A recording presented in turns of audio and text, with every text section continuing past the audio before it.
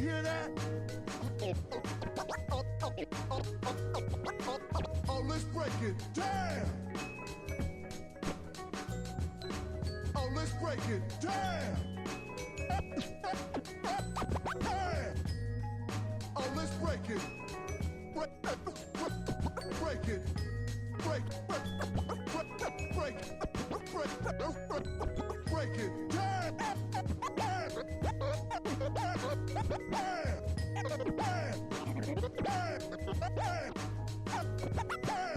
Let's drop the beat. Beat. Beat.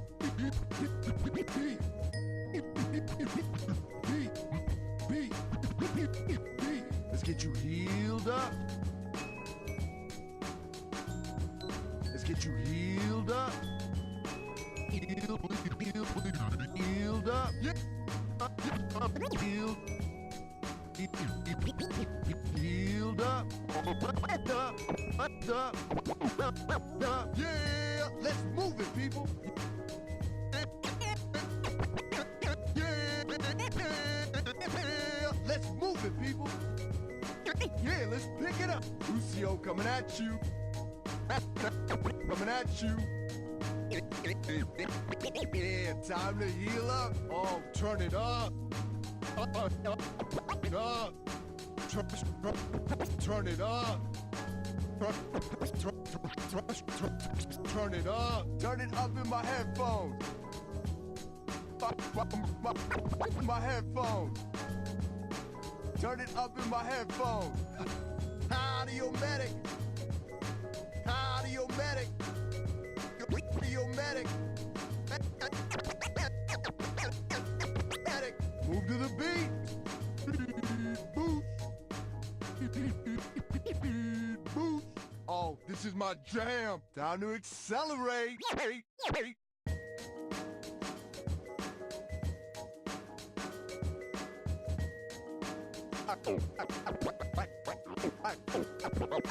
Alright, it's 5, 4, 3,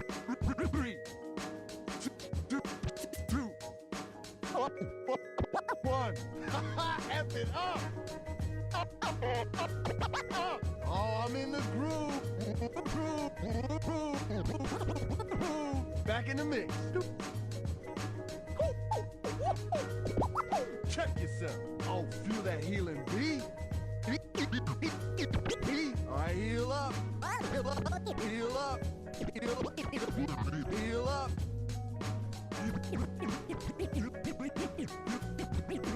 Healing boost.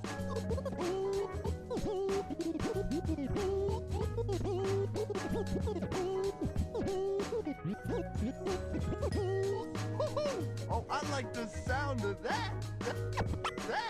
Ooh, I must have this track on repeat. Repeat. Oh, you hear that? You hear that? Oh, let's break it. Damn! Oh, let's break it. Damn! Damn! Oh, let's break it. Break it. Break it. Break it. Break it. Damn!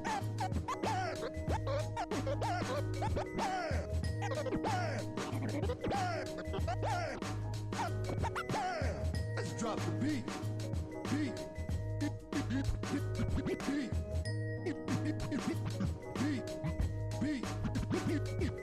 Let's get you healed up.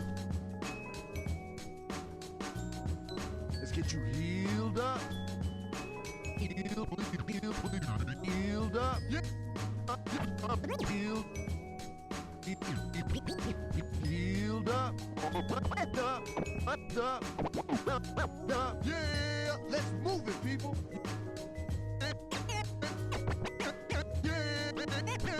Yeah, let's move it, people. Yeah, let's pick it up. Lucio coming at you. Coming at you. Yeah, time to heal up. Oh, turn it up. Up. Turn it up.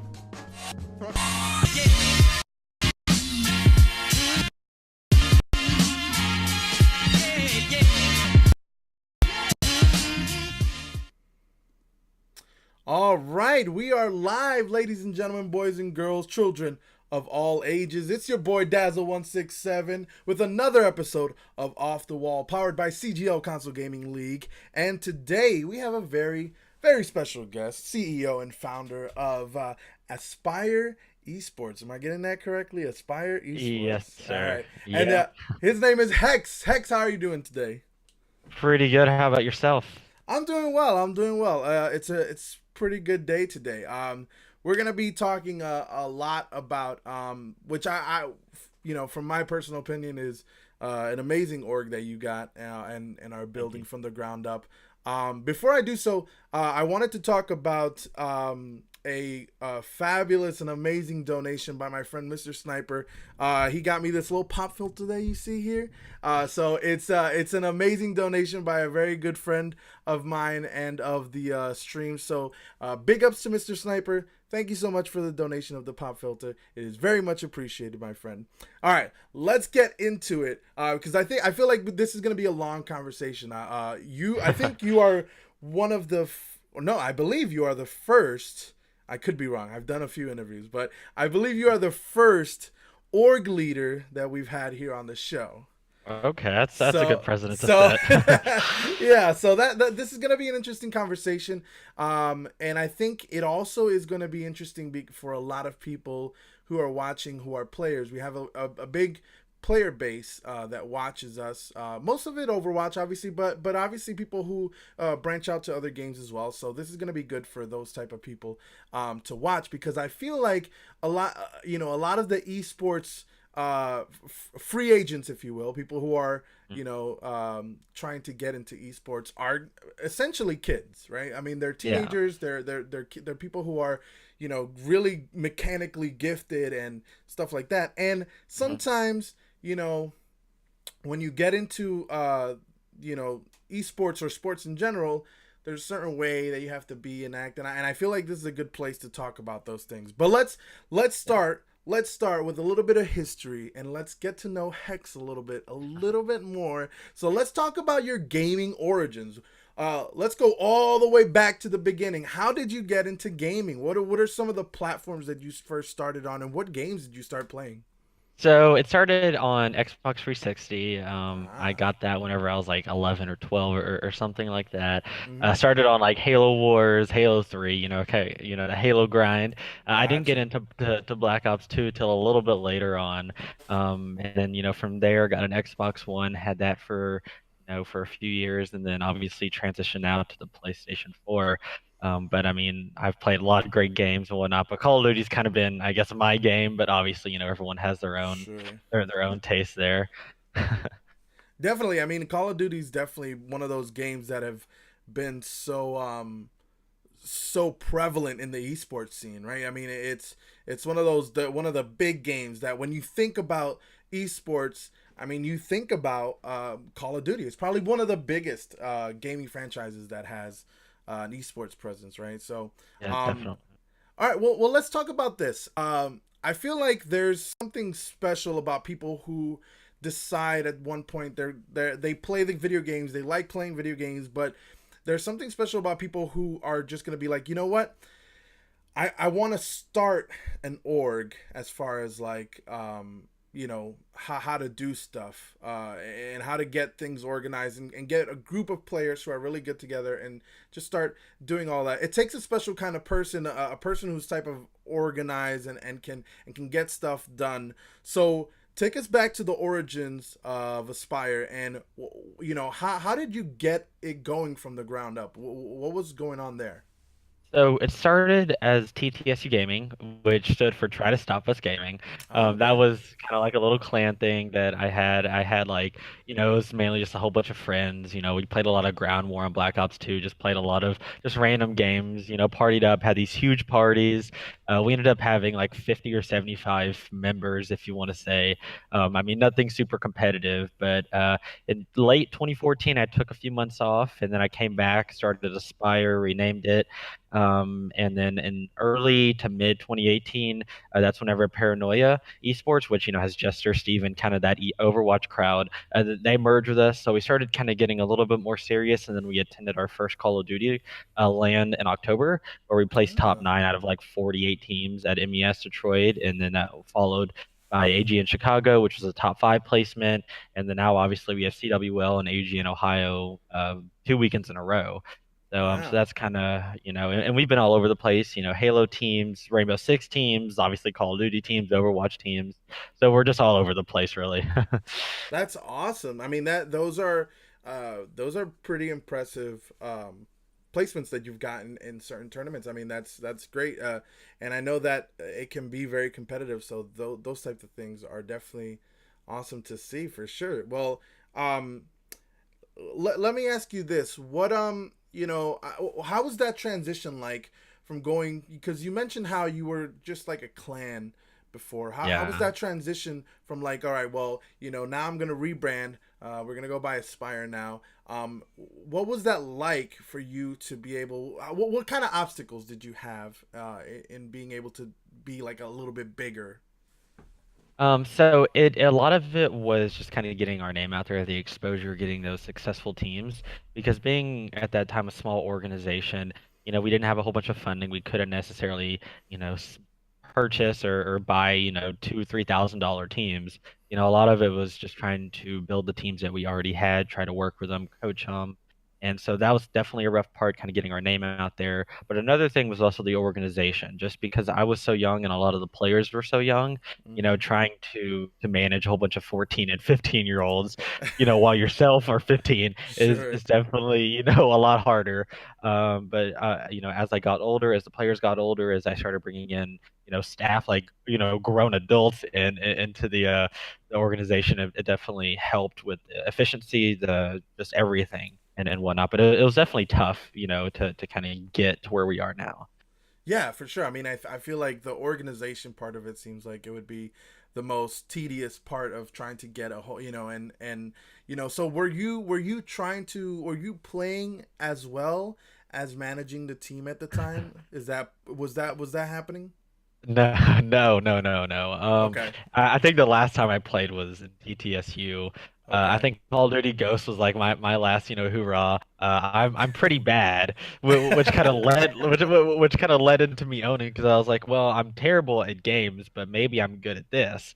And so that's kind of what got me a little bit more involved in the whole owning part, kind of being that leader per se versus being a player, because I couldn't play for Jack really.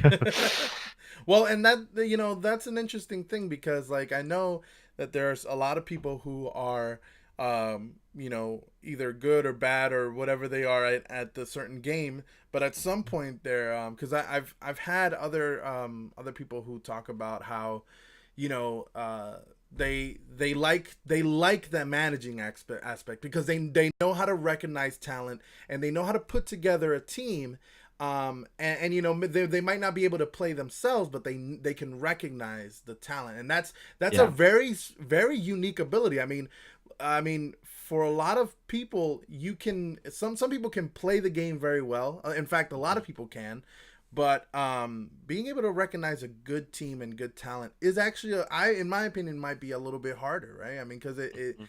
in a sense it's something intangible, right? It's something that you Yeah. you don't know until you obviously find some success when you build that team. So that's very impressive. Well, let me ask you this because I think when I was looking over some of the stuff for Aspire, I had heard of you guys. Obviously, we had Nips on the show, one of the CGL owners, and we were talking about some of the top orgs to that were in his league, and Aspire was definitely one of the top orgs that he mentioned. And slowly I began to like look at your Twitter, look at all the stuff. You guys have an amazing social media presence. You guys have a great hashtag slogan as well, Yeah. which is great too. You guys have amazing graphics. Obviously, you have a quality of players that makes your org stand out, especially for orgs that are representing consoles as well. I think that's a huge thing. How did you become so successful at branching out into other games? Because I know you specifically like, you understand Call of Duty, but what did you have to do to kind of branch out into other video games? How were you able to do that? So that was, I guess the Overwatch part at least was the whole Paranoia Esports merger.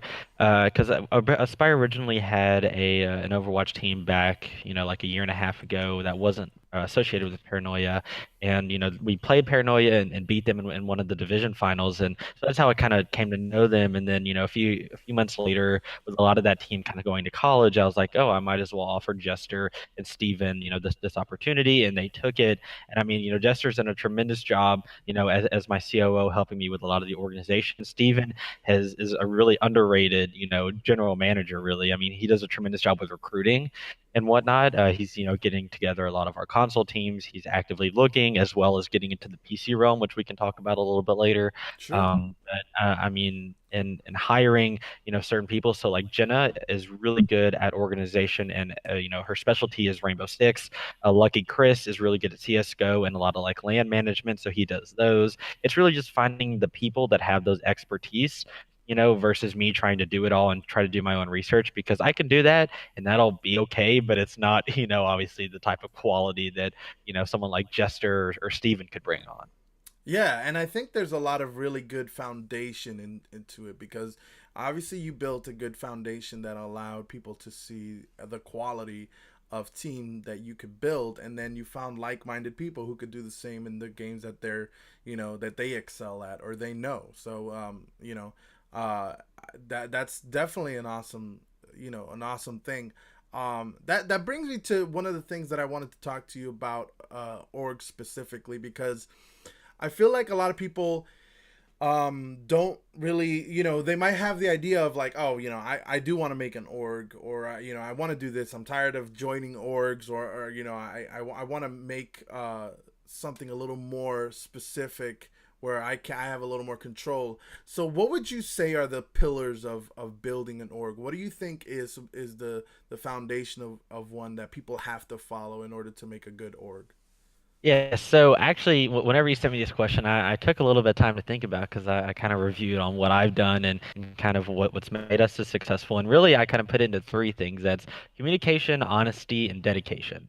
Those Okay. those three things. And I mean, I'm not sure how everyone, I guess, in the chat and that's watching is super familiar with the whole Accelerate Gaming debacle that happened with them and their CWL Pro League spot. But basically, they kind of lied to their players. Their contracts were super sketchy. They weren't honest, with their players, and that's something that I feel like that organizations need to be honest. If you can't provide something, just say that. I mean, a player is going to appreciate your honesty rather Sure. than you lying to them and then they sign on and now they're screwed versus. You just being honest. Communication is also super important. Communicating with your staff, communicating with your players, whether that's about lands, tournaments, or contracts, or just anything, super specific. Communication, having an efficient communication system is, key to having a really good organization. And that kind of also leads to dedication, because, I mean, I've never taken a salary, at Aspire. And I don't plan on doing that until the players are super comfortable and until they're salaried. And so, you have to be willing to put in the time as well as put in the money. Because I mean, I stay up till 1, 2 a.m. almost every night. Even if I have an 8 a.m. in the morning, I'll stay up and, I'm doing meetings, I'm talking with my staff, talking with my players. So it's really about just having that drive to accomplish, and have a goal. And, I kind of like to have small goals that I can achieve within the week and have a large goal that I can achieve within the year. So, you can have those mini successes and then have that one big one, eventually. So it's just kind of a whole bunch of culmination or culmination of things that kind of puts together, how to make such a great organization. Yeah, that's absolutely, I absolutely agree with that. I feel like that's that story about, the or the some of the organizations that don't, they don't do right sometimes by the players, unfortunately that does happen often enough for it to be like a kind of like a thing. So Yeah. I think that is definitely, absolutely one of the things that people have to keep in mind, because I don't think there's anything wrong with people trying to start like a grassroots movement with an org and being like, listen, guys, this is not about money. We're trying to build a good team, and then good things will come afterwards, right? That's the whole Yeah. point. And then eventually, build it to the point where, hey, guys, I want to get you guys paid. This is the whole point of doing this, right? So I think it's all about being upfront. Just trying to be Yeah. like, if we can offer you money, we will. If we can't, then this is what you're getting into. You're gonna be playing to eventually get money, and like that. So as long as there's like an idea or like sort of like a mission statement for your org that says, "Hey, this is what we're about." I think that's great, and it's definitely one of the I think that should be one of the pillars, right? So, um, Yeah. now you were telling me that you had quite a few announcements. You said you had some big you have a big tournament in Fort Worth. Is that right? Yes. Yeah. For So Call that's of Duty. CWL Fort Worth. Yeah. Yeah. So you said you had quite a few really big signings for Call of Duty. Tell us about that. Yeah, so I really like to think we kind of got lucky with them. About I would say like a week ago, if that, we had two of Accelerate's former players. The organization that kind of screwed the players there. They had formed a team with a Splice's substitute player and then two other really top streamers, and they were posted that they were free agents and as a team. And so I hit their DMs. I talked with them. And then I talked to Jester. It was last Monday. I talked to Jester about it. Me and him kind of came up with a game plan. Then Tuesday, I slept on it. I was like, is this something we really want to pursue, or do we want to kind of save up and pursue like CWL Anaheim? And so Wednesday, we kind of went for it. And I guess, if I'm being quite honest, it was kind of stressful because I was on spring break. I was in Florida for vacation, and I basically had to come up with like $2,500 within like a 24-hour period. And I was able to hit up a whole bunch of companies like Texas COD and Draft Buffs and Unjustified Gaming, and those people really helped us acquire this team and acquire these players. And I mean, they're ranked or they're seated 11th in the Open Division bracket, which has 200 teams. And so I mean, they should place top four at the least. But I mean, with the bracket that they have right now, I mean, I think a top two even winning the amateur division, is definitely something that they could do.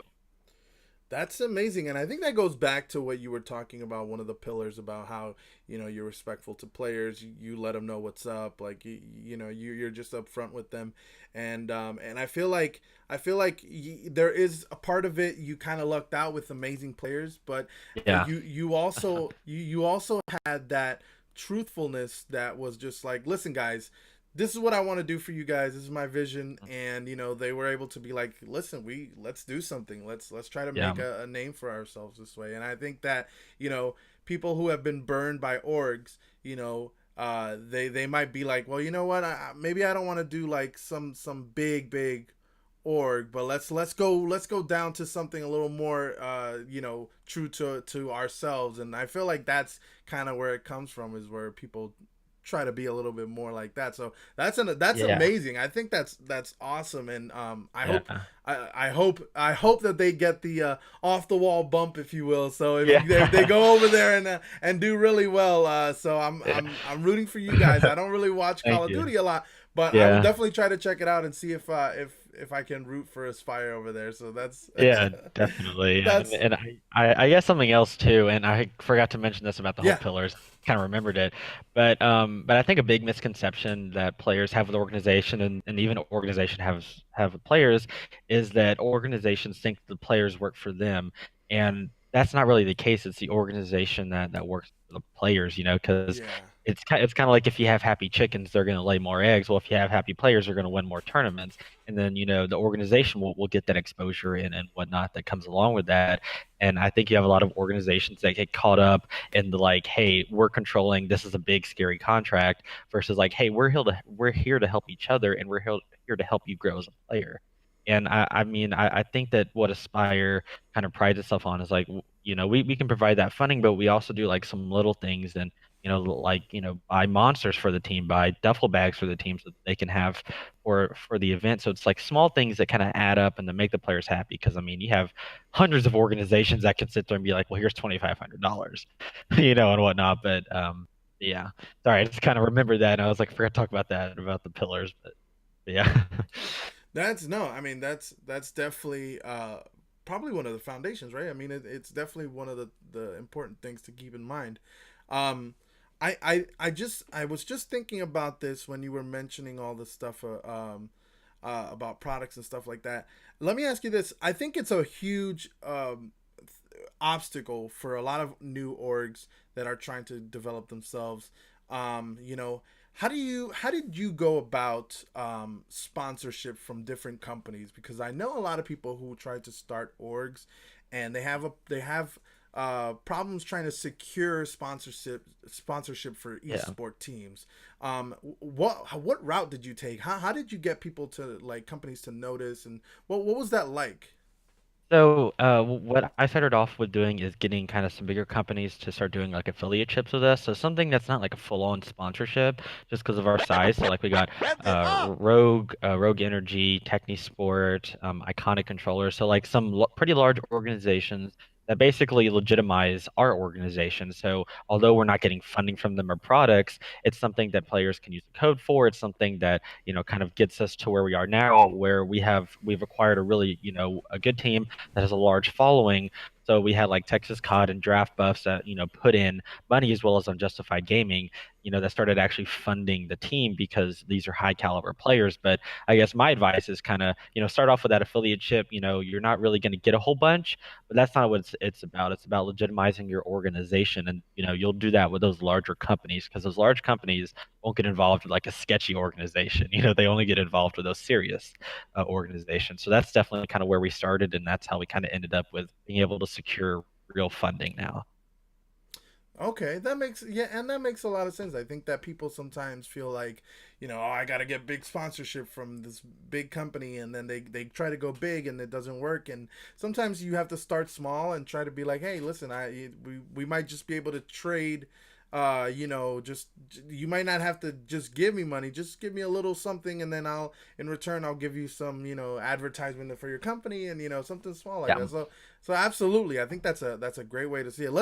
Let's talk into a little bit more about Overwatch. I know you Hmm. mentioned that you guys had an Xbox team for Overwatch. You merged with Paranoia. I happen to have I believe I've played against Steven Yeah. before.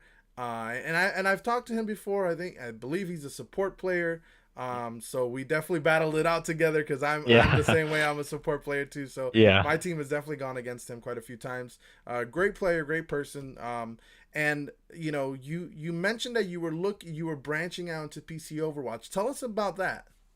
Yes, so Steven has basically been in communication with a whole bunch of teams, some like trials level teams, even some contenders level teams. And so right now we're basically finalizing some contracts and whatnot with this one team that'll make trials and that will probably even make contenders and kind of get us in that field of that PC Overwatch. Because I mean, we have a pretty good base with CGL, having pretty decent console teams that have done extremely well, kind of get us that exposure, get themselves exposure.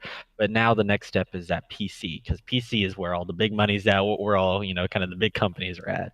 Yeah. So the team that Steven was able to acquire is going to kind of give us that push to make other teams that are, like extremely good be like, oh, Aspire is not just some rinky-dink organization. Like they actually were able to acquire a contenders team, and they're serious about this. So that's kind of our goal with this team is to kind of push us into those serious talks with those serious teams versus just having just console teams, which is great.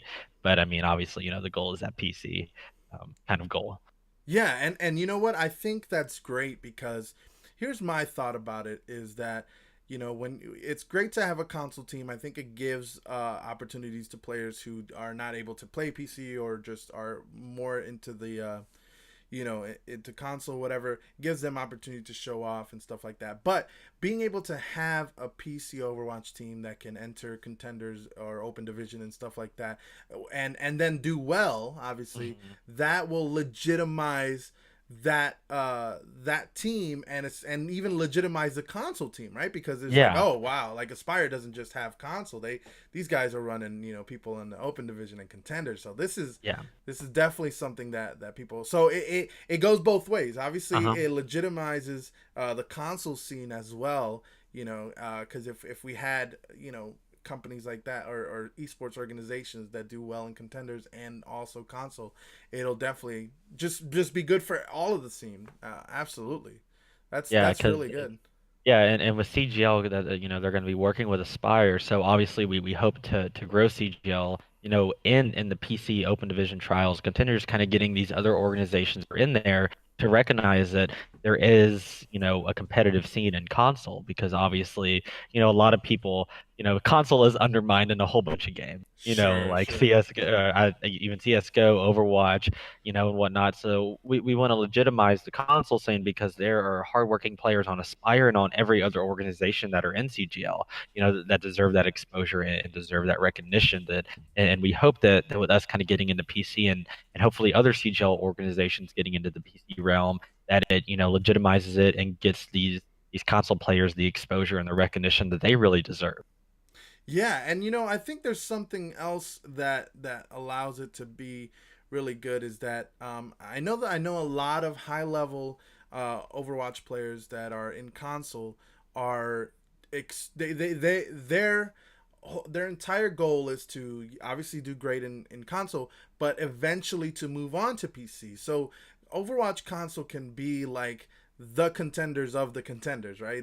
Yeah. They could be like the breeding ground for really good players to eventually move on to PC. I mean, I think that there's tons of players who came from console and eventually made it to contenders team, and even, I mean, I think now there's an Xbox player playing in Overwatch League.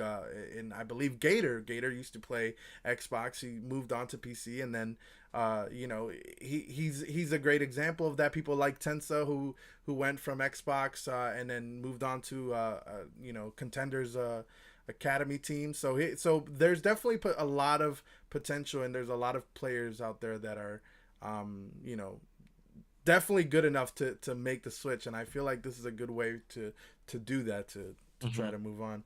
Well, let me ask you this. You know, your org is very successful so far. I feel like as far as like you've done a lot of stuff. You branched out to different things. What do you do from here on? What how do you up the ante to just make things, to elevate it a little bit more? Because I feel like you've done a lot already. You've branched out and you've got quality players, quality graphics, the org itself. So what do you do from here on to make it better? Yeah, so I guess our next plan is, obviously the PC team is going to CWL London in early May, competing in COD Realm. So it's really just about, because we're at the point where we can acquire these really high level players, these professional players. Now it's just to the point, can we keep them? The longevity, can we franchise them? And we believe that we're kind of at the point where we are starting to do that. So obviously our next big project, like I said, aside from the PC Overwatch, because that's something that's still kind of in the works, but is CWL London with the CWL Fort Worth team that's competing this weekend. Sending them to London, is going to be huge because it's going to, one, show our organization can afford to do that. It's going to show these other professional players like, hey, this organization isn't just a little organization that's in America, but we can also send players to other countries. So it's really just about keeping these players long term versus just like a one and done or like a pick me up squad, which is what a lot of organizations our size do. They get a really good team, a really solid team. They do well at the tournament, and then that's all they can do. But Aspire is looking to capitalize on the team that we have and to work with them for two, three, four, maybe even five or six tournaments, alongst that team versus just like a one and done, like I said. Absolutely. I think that's a great goal to set, is just trying to solidify these players and just keep your name out there and make it a little bit known and stuff like that. Uh Before we started streaming, we had a brief conversation because I was kind of curious about this. I know there's a Yeah. lot of organizations out there who are now sponsoring or affiliating themselves with streamers, people who don't necessarily compete in like major competitions in their respective games, but who do have a fan base and have something to offer to different orgs. I gave you the Yeah. example of like Cloud9 sponsors Aspen for Overwatch, and I believe Philadelphia Fusion, who's an Overwatch League team, as well as C9, who owns the London Spitfire. They, the Philadelphia Fusion has Emong, and all these teams Yeah. are now having streamers as part of their organizations. Who, that's what they do. They just stream as part of that. So, you were mentioning you had something in mind for that you were going to be working up to. Tell us a little bit about that. Yeah, so Aspire, I've always kind of been wanting to have a streaming division, a streaming side of things, and we currently have one. We have about 20, 25 streamers. But what I'm developing with, with the stream division that a lot of, organizations our size are still kind of lacking is like a tier system so that those top streamers that average, 50, 75 viewers can get a lot, but we still offer a base and exposure base for those, 10 to 12 average viewers or even 5 to 8 average viewers. Because obviously, we all come from somewhere, and I want to help those players who are still kind of in that small range and work their way up because it gives them a goal, but it also attracts those high level streamers. So that's something that's in the works. Obviously this week is crazy with the whole CWL Fort Worth Sure. and the whole Call of Duty, but we plan to release that within the next week or two. Having a set, 5, 6 tiers where there's contracts, there's apparel, there's funding involved for these high level streamers because you had Ninja was Luminosity, that helped Sure. Luminosity. Luminosity helped about or Luminosity helped Ninja and whatnot. So that's obviously something that we're wanting to do, is have streamers that we can help, but that they can also help us, with the viewers that they have, those, bring those viewers over. We can help them grow. We can provide funding. It's just kind of a whole mutual thing that we're trying to kind of get into.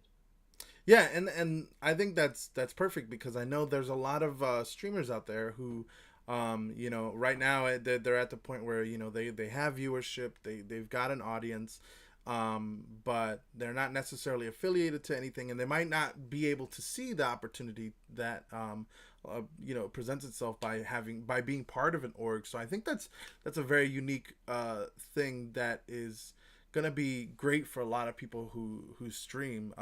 So definitely keep in mind of that.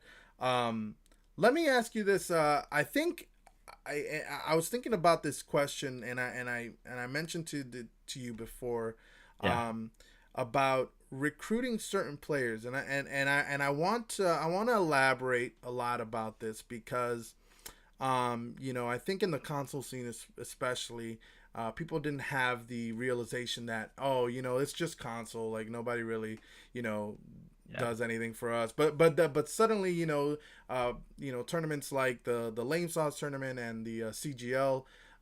Suddenly had prize pools and actual money involved in some of these the leagues and tournaments, and so it kind of legitimized the scene a little bit as far as competitiveness goes. So that will make orgs seek people who are a little more professional and go through that. So how do Yeah. you, as an org leader, what do you look when you are recruiting a player? Because obviously your organization has a certain style, it has a certain culture. What do you feel is very important for a player to have besides mechanical skill? Obviously, Yeah. being good at the game, you have to have that, right? Obviously, Yeah, you no, wouldn't even that helps. you wouldn't even be looking at somebody unless they had that. But as far Yeah. as besides that, what as far as them personally do you look for in order to recruit them? So, what I look for is a clear, resume or, a clear, I guess, documentation of their placings, of all of their ratings, so SR levels or, COD land placings and whatnot. So, that's what because we get a ton of DMs, and even whenever we're DMing players, I expect, a player to not be like, oh, let me, I'll get back with you tomorrow on that. I want a player to kind of have that information on hand, like their land placings, their ratings and whatnot. So another thing is a player that's willing to put in work and kind of know their worth. So, I get hit up every day by 10, 12 people that are like, hey, can you fund us for this? Hey, can you fund us for that? I will take players and teams more seriously if they come to Aspire and they're like, we want to work to get this funding, or how about you give us $100, and then if we do well, then maybe we can talk about giving more. So players that kind of know their worth and that are willing to put in the time in order to gain our investment and to kind of gain being an Aspire is something that I value almost as much as I value, their skill level, because I can have a great player, but all they want is funding and they don't want to put in the work for it. Whereas I could have a medium level player that wants to put in the work and can get there. And, that's a player that I respect more. And so, those two things kind of really coincide in what, all of my general managers look for, as well as what I look for. Players that are going to put in work and players that are very professional, not just like, yo, what's up? Can you sponsor me? Versus like, hey, here's my record. This is what, I've done. I want to work with Aspire. I want to help it grow, stuff like that. That really goes a long way. I mean, it takes what, like 2 minutes to type out something that's super professional. I mean, and that really shows me that you're willing to really, take this seriously and not just be a part of Aspire, but to actually work to grow yourself and to grow Aspire. And I think that's obviously a very good, way of recruiting, and I think that it takes a lot of that the culture behind it is, listen, you don't play for the, like the old saying says, that you don't play for the name on the back of the jersey, you play for the name Yeah. on the front of the jersey, right? So you're doing it for the team, you're doing it for the organization and stuff like that. What there's got to be a balance for this too, because I know that in esports especially, there are people who are mechanically extremely very gifted, but maybe they don't get along with players, or they're toxic, or whatever the case may be. How do you balance that out for you personally? What do you think is more important? Would you rather have somebody who is an amazing player but maybe hard to get along with, or somebody who is a decent player who can play at a good level, but maybe not at that same level, but is very coachable, and somebody who can play well with others? So it really kind of comes, down to who's on the team and also how old the player is. Because obviously, 14-year-old, I have a little bit, less of an expectation versus like, an 18-year-old.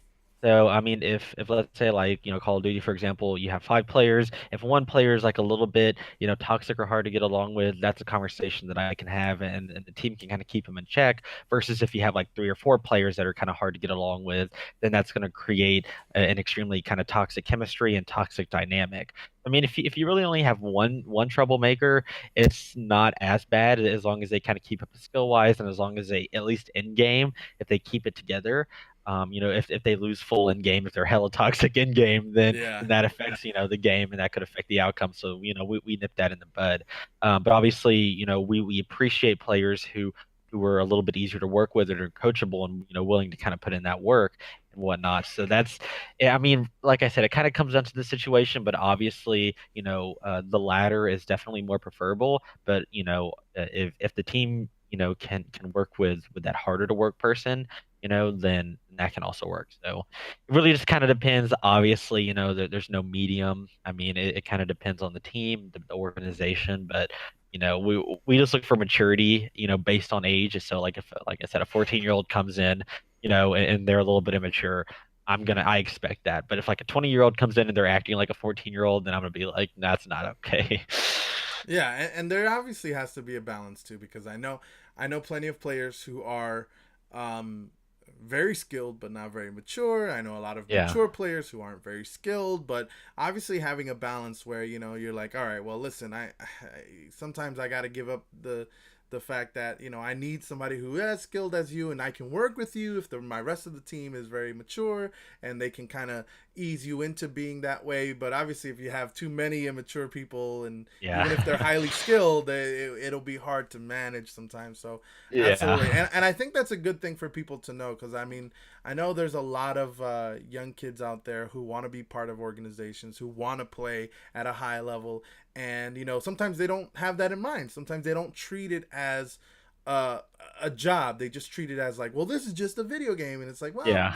something you're gonna get paid eventually. So this Yeah. is kind of, you do have to be semi-professional about it at least, right? Mhm. So Yeah. so yeah, for sure. Well, listen, I think I think your organization is an amazing an amazing template for other organizations to look out for. I think you built it from the ground up, and you have great things that you've done so far.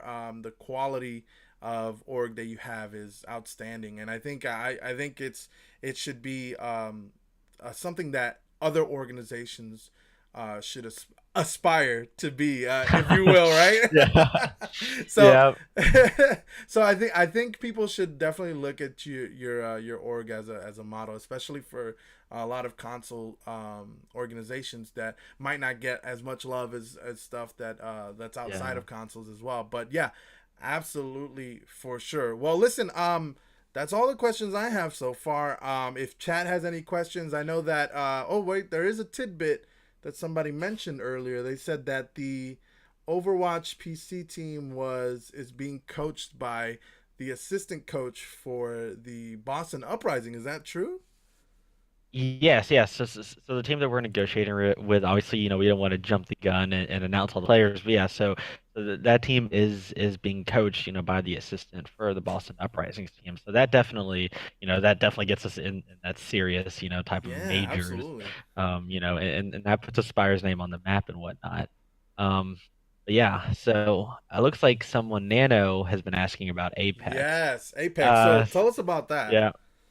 So Apex. So we did a recruiting challenge. We brought in four players. I think five players actually. So five players, and so I'm still kind of organizing that. But something that I kind of strive to do with Aspire is to jump on these games early. So Apex is kind of one of those games. Fortnite was one of those games, and then Fortnite kind of screw the cooch a little bit, and now they're super unorganized competitively. But Yeah. you have Apex, which is a new game, and so we're trying to get into it early, establish some teams on PC, PS4, and Xbox, and so just for us to be ready for those LANs and for those online tournaments, because there's already some LANs that are kind of being planned with some of these local like MES, AGN, and whatnot. But yeah, so that's kind of our plan for Apex, and kind of be following our Twitter for that, because after this week I'll definitely be focusing on Apex as well as the whole streaming tier system. Absolutely. That sounds awesome. I think just as much as everyone here, a lot of my friends who play Overwatch are playing Apex as well, because we see the potential that there is in that game, and it's so much fun. It's so much fun to play, and we're definitely looking forward to that. I know Headrammers in the chat. He's talking about how CGL is also developing Apex tournaments Oh yeah. for console. So for sure, definitely something to look out for. And I believe CGL has an entire Discord dedicated to Apex now, where people can get pinged specifically for that game and recruiting teams and finding players. So that's awesome. Well, listen, if there's any other questions, feel free to ask it in the Yeah. chat.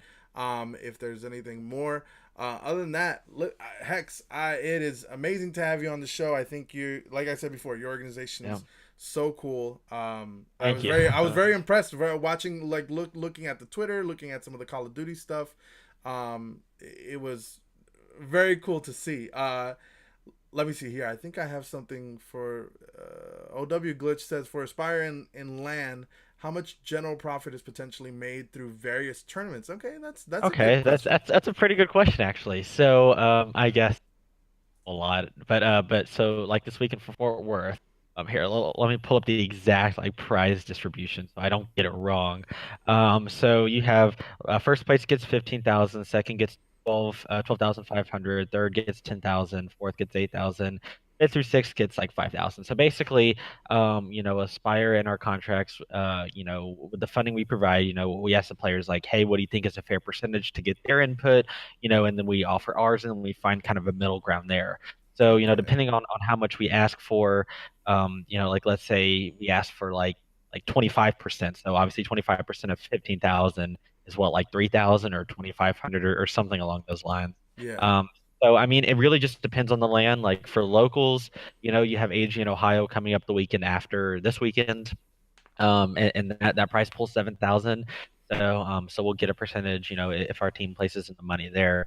It really just depends on the tournament, but I mean, it could be a good size amount, especially like for those more serious like MLG tournaments. So like CWL is going to have larger prize pools versus like a local.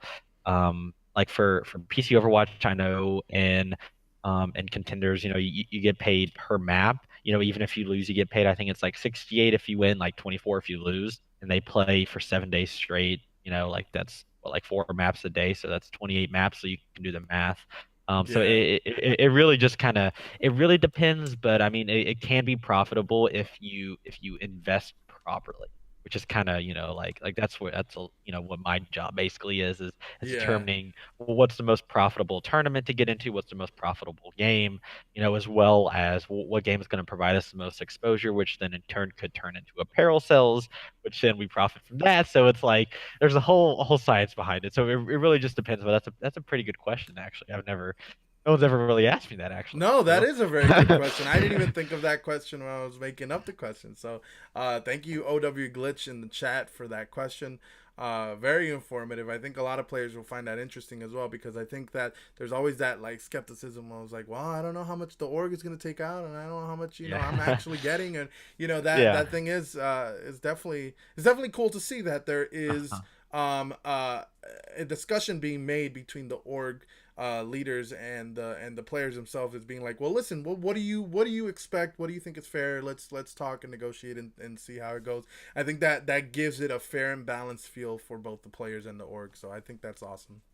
Yeah, yeah, definitely. And I mean, and that kind of goes into the whole communication, honesty, department. As long as you're honest with the players, if you're willing to compromise, because like that's what it's about. Like you can't always come out on top. Sometimes you'll be in the red, but you got to be in the red sometimes in order to get that exposure and to get those teams. So I mean, if you're willing to do that, then it's kind of all yours. But I mean, some people kind of find it hard to sit here and like lose money, but like that saying, you got to lose money to make money. Sure. So I mean, that really applies to esports. Yeah, definitely, for sure. Well, listen, um, it's. Oh, here was one more question. What is your prediction for Aspire's placement in Fort Worth? Ooh, okay. Let's see what. So really the three teams to look out for, that's going to be FaZe Black, Team Sween, and then Spoofs and Company. So Aspire played against FaZe Black in the 2K Sunday, and they had a pretty close run with them. So I feel like on LAN, they'll definitely be able to overpower them. But I'm going to say comfortably a top four. I feel like though, if the team is on and communicating and their chemistry is clicking, then I feel like that like a top two is definitely reasonable. But it really kind of just depends because, as a lot of people that are familiar with Call of Duty understand, like CWL, in the open division, you have the pit, and some crazy things can happen in the pit. You have some unknown teams that aren't seeded that come up from nowhere. So it really just kind of depends. But I mean, the first day should be pretty easy. Second day will be a little bit tougher, and Sunday is going to be kind of our tough day. But Yeah. I mean, But it's hey, that is very respectable. I mean, that is something that is definitely something that top four is definitely an amazing thing to strive for. I think that's and it's realistic, and it's something that you can build on. If you do get that top four placement, you could be like, okay, now we have to ante up. Now we have to get yeah, better and do better in other tournaments, and move on from there. That's how you build a good team and stuff like that. We also have another 100%. question in the chat. Do you have a team graphics designer? Yes, yeah. So we're currently kind of working to find someone that can do monthly work. But yeah, so we do have so Bailey. If you go check out, my name's Bailey too, so that's kind of funny. But we have a graphic designer named Bailey. I tag him in a lot of the GFX that he does. If you go check out our Twitter, he does a lot of really good work. He does our headers, our announcements. So yeah. But I mean that's also kind of crucial too.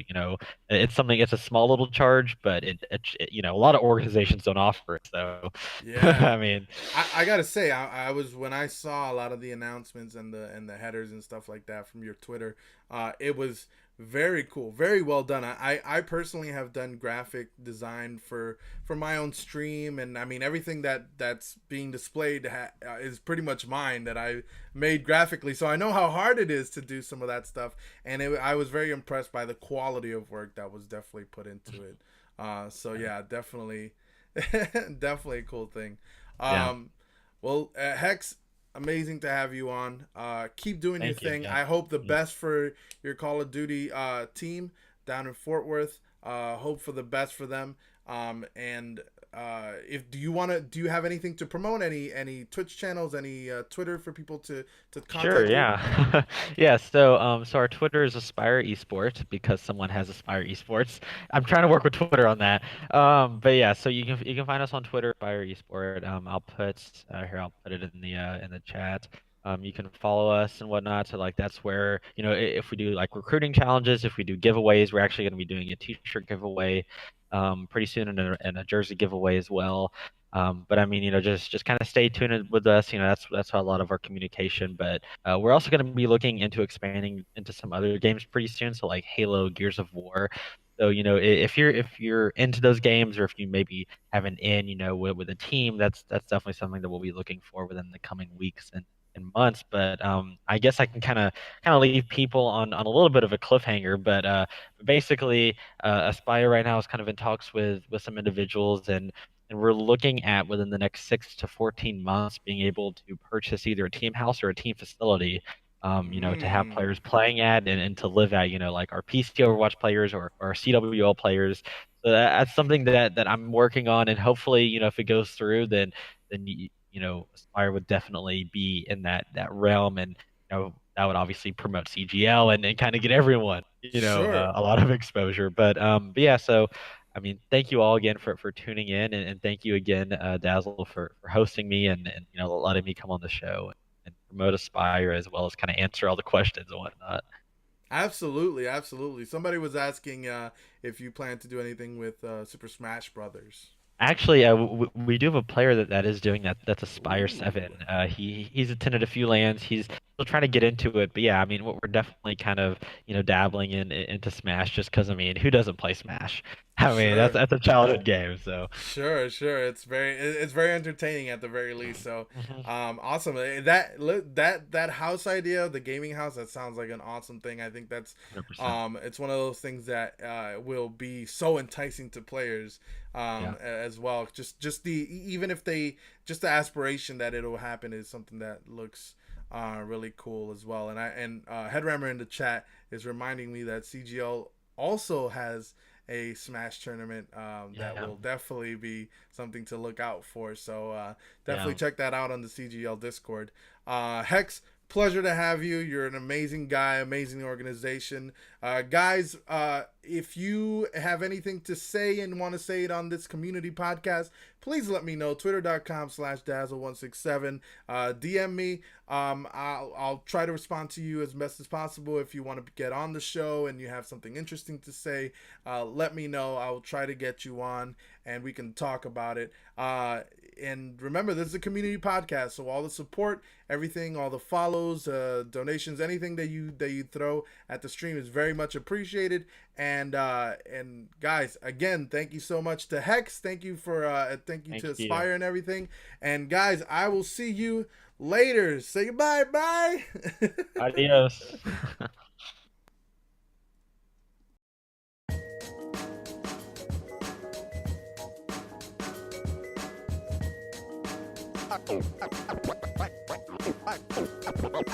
Alright, it's 5, 4, 3, 2, 1.